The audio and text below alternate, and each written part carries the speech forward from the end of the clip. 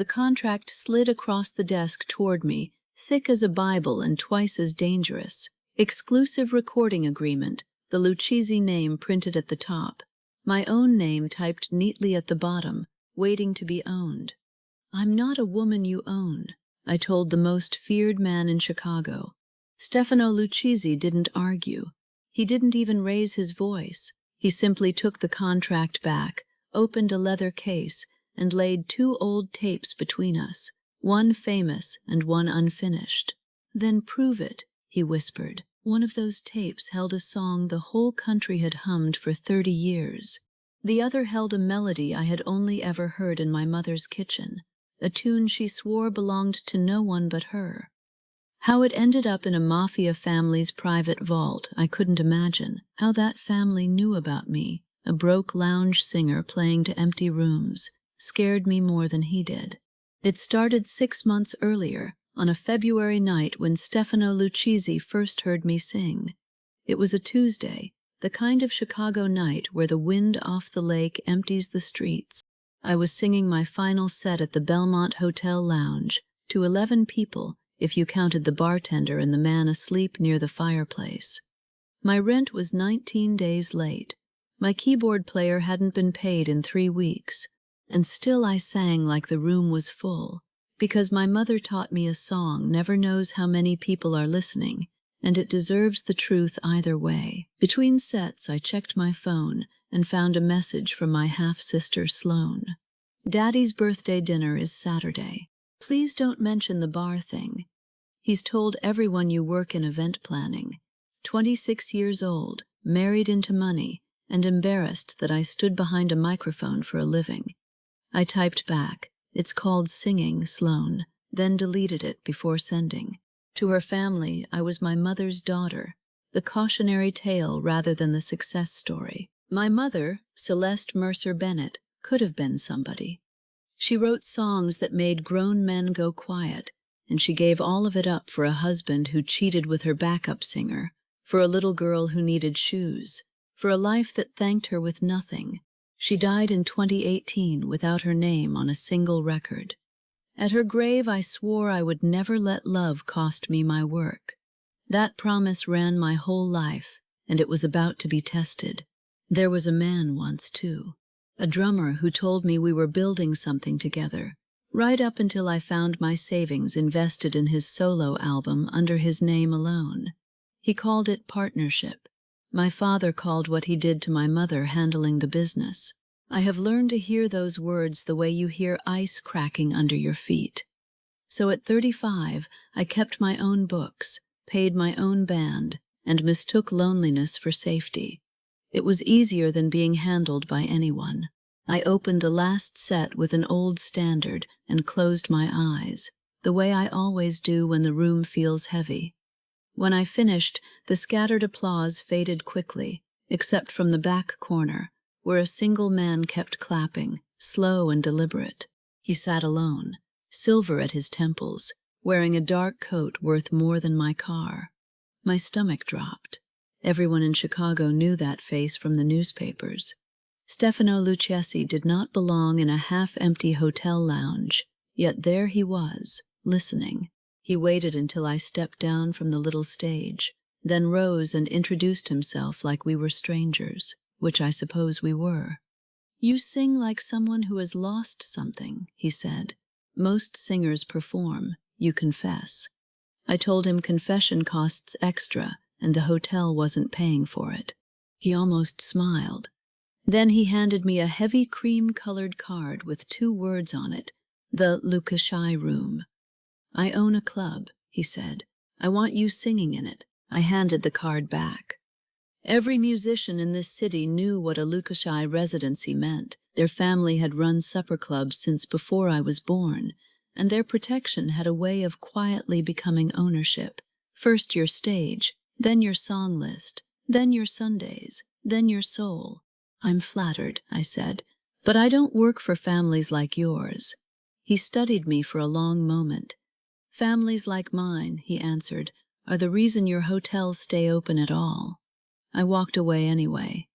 Understand what actually frightened me. In this city, when the Lukashai family protects a business, the business slowly stops belonging to its owner. Everyone knew the stories: the restaurant that couldn't fire a certain nephew, the jazz club whose bookings started arriving from downtown. Protection is a leash that feels like a hand on your back. I had watched my mother trade her future for a man's help, one signature at a time. I would rather play empty rooms forever than be grateful my way into a cage. He came back the next Tuesday, and the Tuesday after that. He never sent flowers, never sent men, never raised the offer like an auctioneer. He simply sat in the back, listened to every note, and left before I finished packing my microphone. The fourth week, my landlord changed the locks on my storage unit. The fifth week, Sloane's wedding announcement ran in the Tribune with a photo of my father beaming beside her. That Saturday night, Stefano Lukashai came backstage carrying a plain gray folder. 6 months, he said, laying the folder on my dressing table. Your own musicians, your own material, your own bookings outside my club, untouched. Your wardrobe, your image, your name, all yours. Walk away any month you choose. I read the terms twice, hunting for the hook. There wasn't one. Why? I asked. He buttoned his coat against the cold. Because I have listened to singers in this city for 30 years, Miss Bennett. Most of them want to be owned. You don't. That's worth paying for. I want to be honest about why I finally said yes. It wasn't trust. It was arithmetic. The rent, my musician's wages, the slow math of a career going nowhere at 35. But it was also something harder to admit. In 6 weeks, that man had never once tried to buy me. He had only tried to hire me, and there is a difference. I signed the residency, kept every right on paper, and told myself paper was armor. My band thought I was crazy. Darnell, my drummer, said, "Girl, you don't take money from that family. You rent yourself to them." Pete just asked if the check cleared. But Marcus, young enough to still believe in luck, said maybe this is the one room in Chicago where somebody actually listens. He was righter than he knew, in ways that would nearly break me. We loaded our instruments into the service elevator of the Luciano room on a gray Monday morning. The Lucchese room was nothing like the Belmont. Mahogany walls, a stage lit like a chapel, tables of people who had dressed for dinner and actually listened. The staff treated us like artists instead of furniture. On my first break, the manager asked whether the monitor mix was right. Nobody had asked me that in 10 years. I told myself not to like it. Liking things is how they get their hooks in. I had been hooked before, and I still carried the scars. During our third rehearsal, Stefano came down from his office and spoke quietly to Marcus at the piano. "Play something for me," he said. "The way we discussed." Marcus looked uncomfortable, then played 8 bars, a slow, aching phrase that climbed toward something and then stopped, unresolved, like a question nobody answered. My coffee cup froze halfway to my mouth. I knew that melody. I had known it my whole life. My mother used to hum it while she washed dishes. She told me she made it up herself. "Where did you hear that?" My voice came out sharper than I intended, and the room went still. Stefano turned, and for one unguarded second, something crossed his face. Recognition, maybe, or grief. Then it was gone. "An old recording," he said, "from the family archive, unfinished, no name attached." He watched me the way a jeweler watches a stone. "You sang it differently just now, under your breath. Where did you hear it, Miss Bennett?" I lied to a Mafia boss without blinking. "Nowhere," I said. "Nowhere at all." That night I lay awake doing math I didn't want to do. My mother's private melody, the one she hummed only at home, was sitting in a Lucchese vault as an unnamed recording, and the man who paid me had noticed I knew it. 2 explanations existed. Either my mother had once stood inside a Lukushi studio and never mentioned it in 30 years of stories, or the family signing my checks had taken something from her, long before I was born. Neither explanation let me sleep. I decided to stay quiet, to watch, and to sing like nothing was wrong. But I started keeping a small notebook in my dressing room. Dates, names, anything Stefano let slip about the family archive. If there was a door into my mother's past, I intended to find it myself, before anyone opened it for me. It wasn't the first time I had investigated a man who smiled too reasonably. The weeks that followed did something I had not planned for. They made me comfortable. Stefano never once told me what to wear, what to sing, or who to see after midnight. He asked about my arrangements like a man asking about weather that mattered to him. When Marcus mentioned the stage lights ran hot, cooler lamps appeared by Friday. When Darnell's daughter had a birthday, a cake showed up in the green room. No card, no name. Just a man who noticed things. He tested me too, in small ways. Once he asked whether the club should drop an aging doo-wop trio that no longer drew crowds. I told him a room that discards its elders teaches every young singer exactly what her future is worth. He kept the trio and raised their fee. I filed that away on the side of the ledger I didn't want to name. Men show you who they are in the decisions nobody would ever hear about.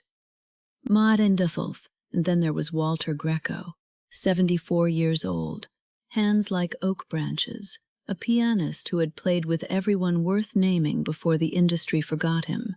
Some club owners seat old musicians near the kitchen as decoration.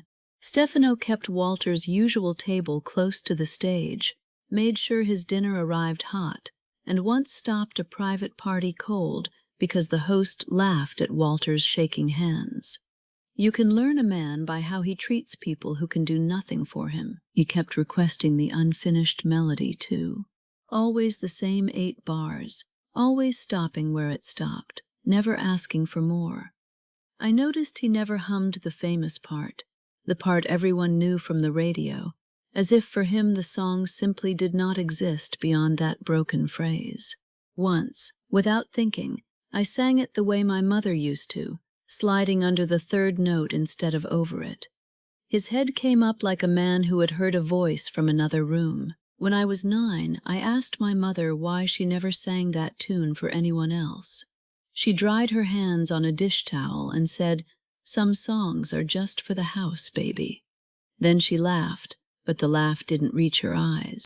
I thought about that answer for the first time in 20 years, standing under the Lucei stage lights, wondering which house my mother's song had been taken to, and who had carried it there.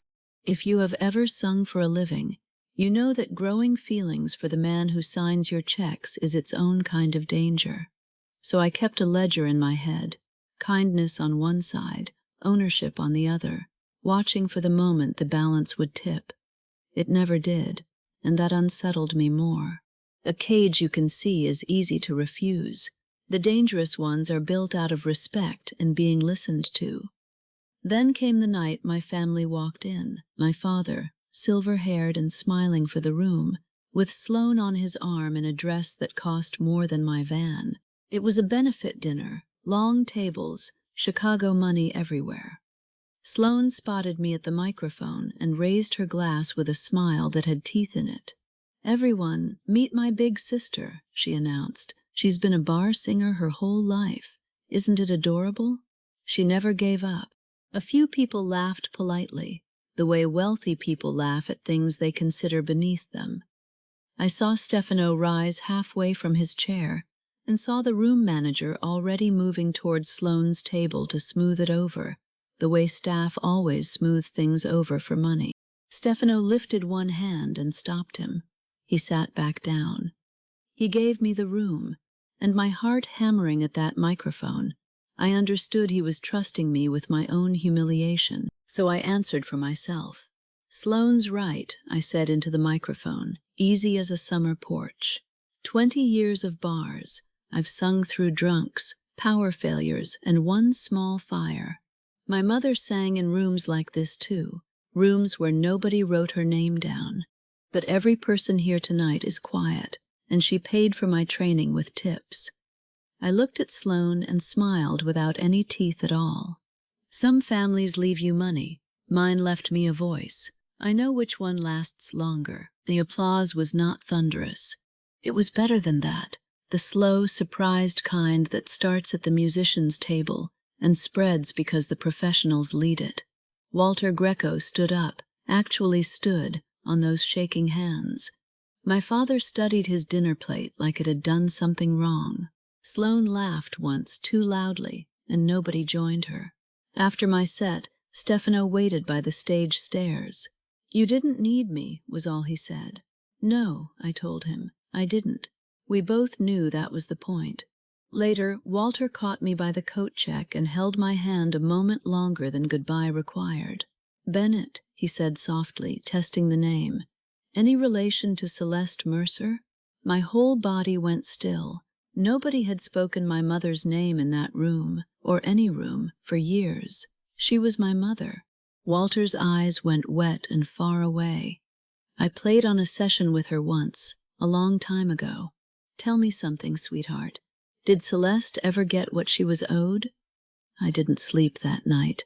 What she was owed, not earned, owed. The next afternoon I went down to the club's basement archive, hunting old sheet music, or so I told the archivist. The Lucashi family had recorded decades of sessions in the studio behind the club, wall after wall of reels and ledgers, and in a water-stained box of photographs I found her. My mother, 26 years old, laughing, standing between two men outside the Lucchesi recording room. The photograph was dated October 1989. On my mother's left stood a young man I knew from album covers and tribute dinners, Miles Kessler, the celebrated producer behind the standard everyone knows, Blue Harbor. On her right stood an older man with Stefano's exact cheekbones. The faded pencil caption read, "Lucasi Session, Fall '89, with A. Lucasi and M. Kessler." My mother had stood inside this family's studio 36 years ago, and she never once told me. I spent that night at my kitchen table with the photograph and my mother's old records, checking dates against her life. October 1989. She would have been 26, 2 years before she married my father, 2 years before she stopped singing anywhere but our kitchen. She had never once mentioned a studio. My mother told me everything about her disappointments. She never told me this. Somewhere, there was a piece of her story that someone had cut out. The session ledger for that month was brittle and half empty. One entry listed a date, a studio, and 4 musicians, including W. Greco on piano. The vocalist line said only unidentified female, and reel R1174 had an empty slot on the shelf where it should have sat. The checkout card was worse. That reel had been in its place until 11 weeks ago. 11 weeks. Almost exactly when I had walked into this club singing. The reel survived 36 years and vanished the season I arrived. I brought the photograph to Stefano's office and watched a man famous for never flinching go completely still. "Who is the woman in this picture?" I asked, though we both knew. He looked at it for a long time. "I can't answer that yet." "Not I don't know. Can't. Yet. Did your family record my mother?" He closed the folder gently, like a man lowering a coffin lid. "There are things I am still confirming. When I am certain, you will be the first to know." It was the worst possible answer, because it sounded honest. I left that office with my mother's photograph burning a hole in my bag, and the comfortable weeks rearranged themselves into something colder. Every kindness had a possible second meaning now. Every freedom he had given me might be a way of keeping me close and calm while he decided what to do about her. I had seen that movie. My mother starred in it. A week later, the club hosted a private dinner for Miles Kessler himself, and Stefano seated me at the table as the evening's entertainment. Kessler was charm in a cashmere coat, 71 years of standing ovations. Halfway through dessert, he turned his famous smile on me. "Bennett," he said, "any relation to Celeste?" The table laughed at what they thought was small talk. I said she was my mother, and Kessler said, "Ah, your father was always a practical man." I looked to Stefano, waiting for anything, a question, a raised eyebrow, a sign. He changed the subject to the wine, smoothly, expertly, like a man diverting traffic around an accident. That silence told me more than any confession. He knew what Kessler meant. He had known all along. And when a man who controls half this city goes silent at exactly the wrong moment, you start asking what the silence is protecting, and whether it is you or him. 2 nights later, Stefano asked me up to his office after closing. On his desk sat a single document, and I knew what it was before he spoke. An exclusive recording agreement. His label, his producers, his distribution, my voice, for 5 years. "You are the finest singer this family has ever housed," he said quietly. "I want to build something around you." Every alarm my mother left ringing inside me went off at once. Around me, not with me, around. I heard my own voice come out low and shaking and absolutely sure. "I'm not a woman you own." The room held its breath with us. Stefano looked at me for a long moment, and something in his face shifted and settled. He did not argue. He did not raise the money or sweeten the terms, the way men do when they think everything is for sale. He picked up the contract, set it aside like it had never existed, and unlocked the leather case on the credenza. He placed 2 tapes on the desk between us. The first was a commercial master, Kessler's Blue Harbor, the famous recording, safe, beloved, worth a fortune to anyone who sang it. The second was an old reel-to-reel in a plain box, labeled only R1174, the missing tape from the basement archive. He slid both toward me, side by side, and stepped back from the desk entirely, hands at his sides, like a man laying down weapons. Then he whispered, "Then prove it. One of these will make you rich and safe," he said. "The other will cost you sleep, and maybe more. I'm not choosing for you. That's the whole point, Talia. It has to be yours." He left me alone with both tapes, and the door closed so softly I almost didn't hear it. If you have ever had to choose between the life that protects you and the truth that owns a piece of you, hit like and subscribe, because this story was about to take everything from me. I took the old reel home that night and left the famous one on his desk. Darnell keeps an ancient reel machine in his garage, the kind musicians never throw away, and we threaded it with unsteady hands. The tape hissed like rain on a window. Then my mother's voice came out of it, 26 years old, alive, laughing at something off mic, and then singing the melody I had heard her hum 1,000 times, except now it had words, about a woman building a house she refused to hand over. She stopped mid-phrase, where she always stopped, and someone in the room said, "That's all we have, Celeste." The tape ran out. I sat in Darnell's garage at 2 in the morning, crying for a woman I had buried 7 years ago, because now I understood what the unfinished melody really was. It wasn't a song she failed to complete. It was a song taken out of her hands before she got the chance, and I was holding the proof. There was a second verse I had never heard, about keys and doors and a name on a mailbox. Darnell sat down hard on an amplifier and said, "Baby, that's a master tape. Somebody has been sitting on your mother for 30 years. He is not a man who cries. He cried." I drove home with the windows down in February, because I needed the cold to keep me thinking straight, and my mother's voice kept playing in my head the whole way. Darnell pulled up Blue Harbor on his phone, and we played the recordings side by side, my mother's voice, then Kessler's polished, world-famous arrangement. You didn't need a musicologist. The spine of Kessler's hit was my mother's melody, dressed in strings with a finished ending bolted on. 30 years of royalties, tributes, a Lifetime Achievement Award, all built on 8 bars a young woman sang into a Lucasi microphone in 1989 and was never named for. I brought it to Stefano the next morning, and this time he closed no folders. His uncle Augusto Lucasi had run those sessions as a favor to young producers, collecting unknown talent the way some men collect paintings. My mother was one of them. The session dissolved when the money ran thin, the reel went into the archive, and Celeste Mercer was never called back. The truth was uglier than the villain I wanted him to be, and harder to hate. 3 months ago we began auditing the old catalog, Stefano said. I found R1174 with an unidentified vocalist. The phrasing was unusual, that slide under the third note. Walter once told me a singer named Celeste used to phrase that way, and that she had a daughter working the lounges.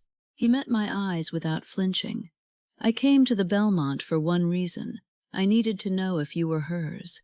When you slid under that note in rehearsal, I knew. You sing exactly like your mother. Wam pumpteming to fizzing. The wam delamtin the gengel nondred thinged. You fanning to wound. I know be. The room tilted, and I will be honest about why. Every kindness rearranged itself. The residency, the contract with all its freedoms, the way he watched me when I sang. You didn't hire a singer, I said slowly. You were investigating a dead woman, and I was the evidence that walked in. He didn't deny it. At first, he said, only at first. But I had heard men say those words my whole life, and they had never once meant anything good.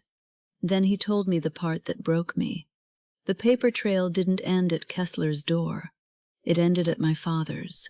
In the winter of 1991, while their marriage collapsed and my mother moved us into my grandmother's spare room, Warren Bennett carried a box of her unreleased demos to the label and signed them away as household property, for cash, without her knowledge. He told them he was handling her affairs. Handling. The same word he used at every birthday dinner. I drove to my father's house that afternoon without calling first, because he would have his story ready if I did. I put the ledger photograph on his kitchen table and watched my 63-year-old father become a small man. You don't understand how it was, he said. The money was gone. She wasn't doing anything with those tapes. I was trying to keep us afloat. Behind him, in the hallway mirror, the backup singer he had married pretended not to listen. She died without her name on anything, I told him. And you stood at her funeral and cried, he said. It was business, Talia. You wouldn't have understood it then. And there it was, the sentence that has excused every theft from every woman in my family. You wouldn't understand. Let me handle it. Sign here. I walked out of that house knowing I could never sit at his table again and pretend we were only arguing about my embarrassing job. One piece remained, and Stefano gave it to me the following night. The empty archive slot, the reel that vanished 11 weeks ago.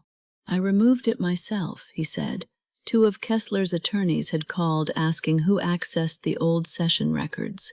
If they found that tape before I understood what I was holding, it would have gone into a furnace somewhere, and your mother would have stayed a rumor forever. He moved it to secure storage. He had been guarding the evidence, not burying it. So why didn't that fix everything? Because for 3 months he held the truth about my own family in a vault, and decided, alone, when I was ready to have it. He protected the evidence and orphaned me from it. That is the thing about men like Stefano Lucchese. Their protection is real, and it is still a locked door you don't hold the key to. Good intentions are not a key. Tell me in the comments, was I right to leave him, or would you have stayed? I gave him back everything. The residency extension, unsigned. The exclusive agreement, untouched. The key to the rehearsal room.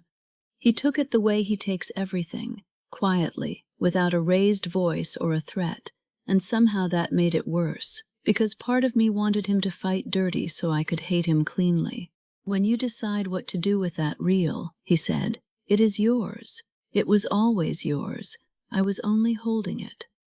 I walked out into the rain without answering. I hired my own attorney that week, a patient woman named Ruth Delgado, who had spent her career on music rights. I brought her the ledger photograph, the checkout card, everything I had found. She told me the truth plainly. These cases live or die on the original tape. Whoever holds that reel holds your mother's name. I looked at the plain box on my shelf and understood exactly what Stefano had handed me, and what it must have cost him to let it go. The weeks after were the hardest and clearest of my life. I went back to small rooms, hotel lounges, a church basement fundraiser, anywhere that paid in honesty. Sloane called once to say I was being dramatic about Daddy. I hung up, and late at night, when the missing last bars of my mother's song kept me awake, I finally did the thing I had feared for 6 months. I sat at my piano and began, slowly, to finish what she started. For her, only for her, finishing her song was the strangest work of my life. I had her 8 bars and her verses from the tape, and I had to find the ending she never recorded. Some nights I sang her phrases into an empty room and waited, like she might answer. The ending, when it finally came, was not about a man at all. It was about a woman locking her own door and keeping the key. My mother would have liked that. I like to think she did like it. Walter came to see me at a matinee in a hotel bar, and over coffee he finally told me about the session day. "Your mother walked in wearing a borrowed coat," he said, and sang like she owned the building. Kessler kept shaking his head, saying nobody would believe that voice came out of her. I asked Walter why nobody fought for her. He stared into his cup a long time. "Because fighting costs money, sweetheart." She had none. What Stefano did while I was gone, I learned later, from my attorney, from Walter, and finally from the newspapers. Kessler came to him within days. I can picture it. 2 old lions in a quiet office, and Kessler saying what powerful men say when the past knocks. Return the reel, let it stay a rumor. The catalog, the tribute dinners, the alliance between their families, all of it depended on Blue Harbor staying his. Men like Kessler call that arrangement tradition. Stefano could have done it. 1 phone call, 1 fire, and he keeps his money, his alliances, his peace. Instead, he froze every dollar of disputed royalties flowing out of the Lukashi catalog.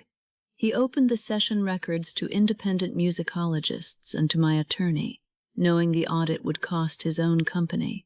Kessler's lawyers threatened. Old friends stopped calling. He let them go. He surrendered the leverage, all of it, when no one was watching to impress. Newman, I want to be precise about why that mattered, because it is the heart of everything. Any man can be decent while a woman is in the room. Stefano made his choice in an empty one. He sent no flowers with the news. He didn't even tell me himself. My attorney called and said, "You need to sit down. Lucchesi just opened the whole archive to the review panel. He's bleeding money and old friendships to protect your mother's claim. Whatever he wants, he's paying for it alone." Kessler tried one last door, and it was mine. He invited me to lunch at a private club, all cashmere and concern, and offered a generous consulting contract, an absurd amount of money if I would let history rest. He called my mother a talented girl who got unlucky. I looked at the man who had worn her melody like a tailored suit for 30 years. "She wasn't unlucky," I said. "She was robbed. There's a difference, and you're standing in it." I left before the salads came. The story leaked, the way everything in this city eventually leaks. Legacy producer built career on uncredited singer. People who had never heard my mother's name argued about her on morning radio. Kessler's people called the demo a tribute session, a rough sketch, anything but what it was. I learned that week how loudly powerful men explain when the explaining suddenly matters, and how quickly a lifetime of applause can start sounding like an alibi. The independent review took 4 months. Musicologists compared the damaged demo to the famous recording, bar by bar. Session logs, Walter's testimony, the payment record with my father's signature, all of it laid out in daylight. The conclusion was simple and 36 years late. The underlying composition of Blue Harbor originated with Celeste Mercer, vocalist and writer, 1989. The settlement corrected the attribution, restored her name, and returned an agreed share of decades of royalties to her estate. It gave her the truth. I asked Walter to play the final concert before I had decided anything else. He looked at me over his glasses and said, "I have waited 36 years for somebody to ask me that question." His hands shake now, but some things live deeper than the hands. We rehearsed my mother's song in the empty club on Sunday afternoons, and I swear that old room went quiet for her, the way a church goes quiet before a prayer everyone means. One obligation remained, the final scheduled concert of my residency, a date agreed before everything fell apart. My attorney said I could cancel. Stefano's people sent word, through 3 layers of politeness, that I was released. No penalty, no hard feelings. That was exactly why I went. If I sang that night, it would be because I chose the room, not because the room owned a piece of me. I walked onto that stage in a blue dress, and the house was full. Stefano stood at the back, where he could leave without disturbing anyone. My father was not invited. Sloane was, and I will admit I wanted her there. I sang my whole set, the standards, the crowd pleasers, the songs that pay the rent. Then I said goodnight. The lights dimmed. The band began packing. I could have walked off, contract complete, mother avenged, free. Everyone thought it was over. I stood in the wings exactly 4 seconds. Then I walked back to the microphone alone. No one had asked me to. Stefano didn't move, didn't signal, didn't even sit down. He did absolutely nothing, and his nothing was the loudest thing in the room. 36 years ago, I told the audience, a young woman named Celeste Mercer recorded a song in this building. She never got to finish it.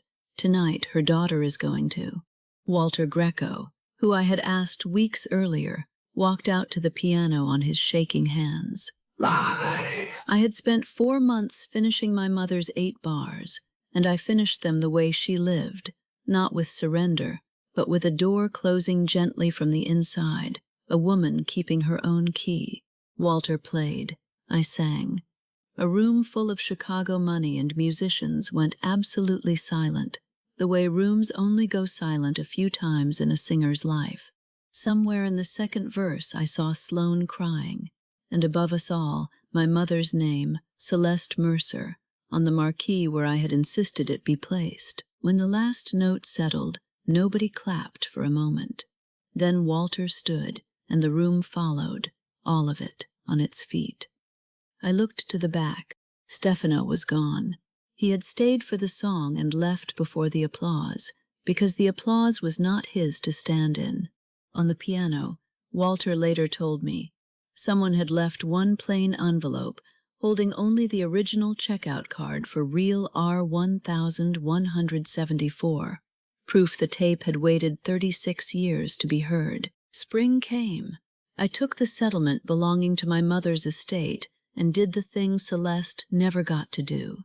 I started my own label, small, independent, mine, Mercer Records, named for the name they tried to erase, and its first release was her song, finished, her name first and mine second. I own my masters. I book my own rooms. The Lukashii room calls sometimes, and sometimes I say yes, and the word is finally mine to give or keep. Only then, when leaving him would have cost me nothing, not my career, not my rent, not my name, did I go see Stefano Lukashii. I found him in the back of his club on a Tuesday, listening to a young singer the way he once listened to me. He went still, but didn't rise. He let me cross the room. "You told me to prove it," I said. "I built a life where leaving you costs me nothing. Now watch me stay." That's what proof looks like. He is learning, and so am I.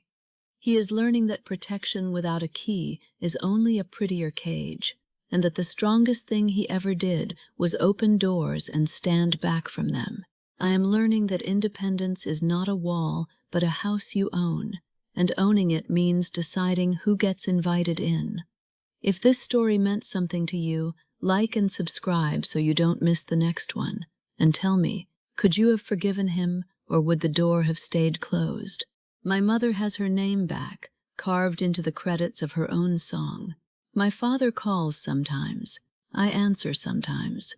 Sloane stood in the back of a show last month, and we are working on it, bar by bar. As for me, I sing where I choose. I sign nothing I haven't read twice, and every night I hum 8 bars that belong to us now. I was never a woman anyone owned. I just had to prove it to everyone, and finally to myself.